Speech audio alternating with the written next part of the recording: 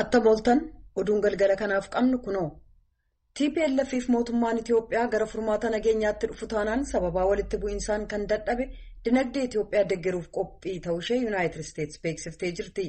Pireezidaanti Baayiden kan mallatteessan ajaja uggura waliin wal qabate tarkaanfiiwwan itti aansuun fudhataman maal akka ta'e illee aangawoonni Yuunaayitid Isteetsi ibsaniiru.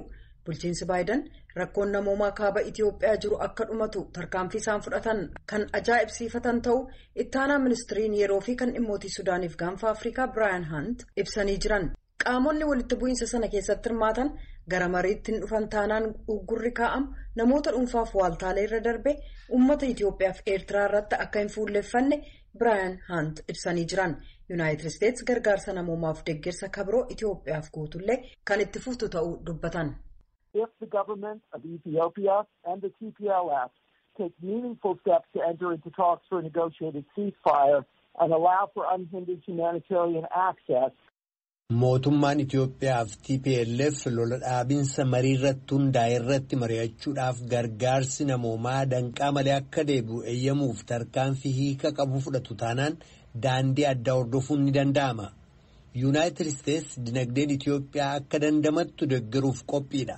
Tarkaanfiiwwan fudhatamuu qaban tattaaffii jaarsummaa gamtaa Afrikaan hoogganamu simachuu, gareelee araarteessotaa ramaduu, haalduree tokko malee mariif waliigaluu fi marii jalqabatti jiruuf afeerraa simachuu of keessaa qaba. Gargaarsa namoomaa gama laallateen konkolaatonni gargaarsaa akka boodatti hin hafne gochuu, tajaajilawwan bu'uuraa kan akka elektiriikii, telekominikeeshinii fi baankii fakkaatan Tigraayiif bakkatti deebisuu of keessaa qabaachuu danda'a. Walitti bu'iinsi sun furmaata waraanaan hiikamuu akka hin dandeenye mootummaan Itiyoophiyaa ni hubata jennee abdanna ka jedhan Biraayan muummicha ministeeraa Abiyyiin dabalate itti fufiinsaan mari'ataa jirraa jedhan jechuudhaan Keenedii Abaata Finfinneerraa gabaaseera. Addi bilisummaa uummata Ogaadeniif paartileen kanneen biroon adeemsa filannoo taanu keessaa of baasuun isaanii jijjiirama akka hin finne boordiin filannoo Itiyoophiyaa beeksisee jira. Gorsituun koominikeeshinii boordichaa Sooliyaanaa Shimallis ibsa kennaniin iyyata paartilee siyaasaan dhiyaate furuuf boordichi baatii tokko dura waan irraa barbaachisu raawwachuu isaanii ibsanii amma addi bilisummaa Ogaadeniif paartilee biroon adeemsa filannoo keessaa of baasuun ba'iisaas ta'e akkaataa hojii filannoo irratti jijjiirraan fiduu jedhan. Fulbana 20 kan geggeessamu adeemsa sagalee kennuuf boordichi qophee xumuruu isaa kan ibsan Sooliyaanaan filannoo bara 2013 keessatti naannolee filannoon marsaa lamaaniin iyyuu keessatti hin geggeeffamnetti kan geggeeffamu dhimma filannoo laalchisee hanga yoonaa murtiin hin kennamne. Gorsituun koominikeeshinii boordii filannoo Sooliyaanaa Shimallis kaleessa ibsa kennaniin naannolee 47 keessatti kan geggeessamu adeemsa filannoo bara 2013 sagalee hiree murteeffannaa kan naannoo kibbaaf geggeeffamuuf qophii barbaachisu xumurameera jedhan. Paartilee siyaasaa filannoo kana keessatti hirmaataniif sabaa himaaleen naannoo 9 keessatti yeroon kennamee fi dadammaqiinsa filannoo geggeessaa akka turan yoo ta'u qopheen meeshaalee filannoos xumuramuu dubbataniiru. Haa ta'u malee addi bilisummaa Ogaadeen guyyoota dura filannoo keessaa of baasuu isaa ennaa ibsu kana ilaalchisuun itti gaafatamaan quunnamtii uummataa paartichaa obbo Hasan Abdul Qaadir raadiyoo sagalee Ameerikaaf akka ibsanitti naannoo Somaaleef walumaa gala Itiyoophiyaa keessa sirna dhablummaaf aangootti seeraan ala fayyadamuutu jira jedhanii filannoo walabaaf haqaa geggeessuuf haalli mijataan waan hin jiraanneef filannoo naannoo Somaalee keessatti geggeessamurraa of hambisuu isaanii ibsanii jiru jedha Keenedii Abaata Finfinneerraa. Aangawoonni Sudaan bara 2019 Omar al-Bashir aangoorraa kaafamanii qabee biyyattii bulchaa akka jiru gumii siivilii waraanaaf rakkisaa akka ture yaalii fonqolcha mootummaa fashalsiisuu isaanii aangawoonni Sudaan beeksisaniiru. Miseensa siivilii kan gumii sanaa akka ta'an tokko Rooyitersiif akka himanitti yaaliin fonqolcha mootummaa halkan edaa erga taasifamee booda to'annaa jala ooleera jedhan. Dubbiimaa gumichaa akka ta'an Mohammad Alfaakii Suleymaan akka jedhanitti qorannaan shakkamtoota irratti geggeeffamu eegaluuf jedha.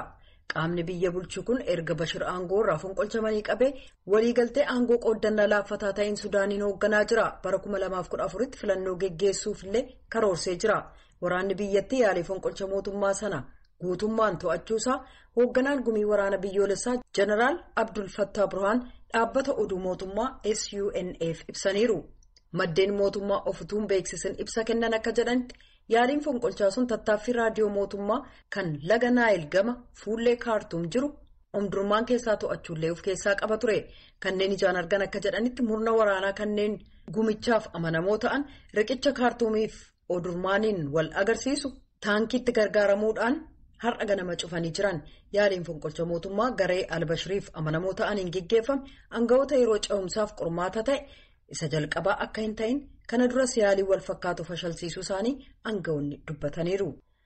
Kan dhaggeeffataa jirtan raadiyoo sagalee Ameerikaa sagantaa afaan Oromooti.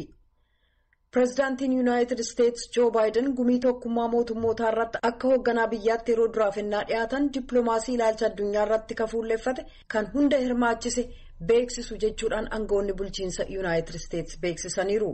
Aangawaan bulchiinsichaa tokko gaazexeessotaaf ibsa kennaniin pireezidaanti Baayideniif hooggana isaaniif waltajjii addunyaa irratti waa'ee nageenya biyyoolessaa kan Ameerikaaf nageenya addunyaa maraaf badhaadhinaaf dursi kennamuusaa kan itti beeksisan torban barbaachisaadha jedhan. Ejjennoon kun kallattiidhaan kan pireezidaantichi duraanii Doonaald Tiraamp Ameerikaan hadursitu jedhaniin faallaadha. Gumiin waggaa kun biyyoota miseensota 193 ta'aniif barbaachisummaa rakkoo naannoof addunyaa mudate ilaalchisee jiru mari'achuuf carraa kennaaf. Baayiden hoogganoota biyyoota 100 ta'an waliin waajjira haadhoo tokkummaa mootummootaatti wal arguuf jecha wixata kaleessaa galgala gara Niiwuorkitti imalanii jiran. Haasaan isaanii gumii sana irratti dhageessisan rakkoolee ijoo ta'an dura dhaabbachuu michootaaf waaltaalee walitti fiduudhaan boqonnaa waraana waggoota 20 cufnee boqonnaa dippiloomaasii cimaa ta'e banna yaada jedhu irratti fuulleffata. COVID-19 jijjiirama qilleensaa teeknooloojii guddataa jiruuf qajeelfamoota daandii daldalaaf dinagdee jiru bu'uura misoomaa qulqulluu kan malaammaltummaarraa walaba ta'e irratti maallaqa baasu farra shororkeessummaa mala hammayyummaan dura dhaabbachuu kanneen cimoo ta'an waliin dorgommii cimaa geggeessuu kan jedhu of keessaa qaba. Oduun galgala kanaaf qabnu.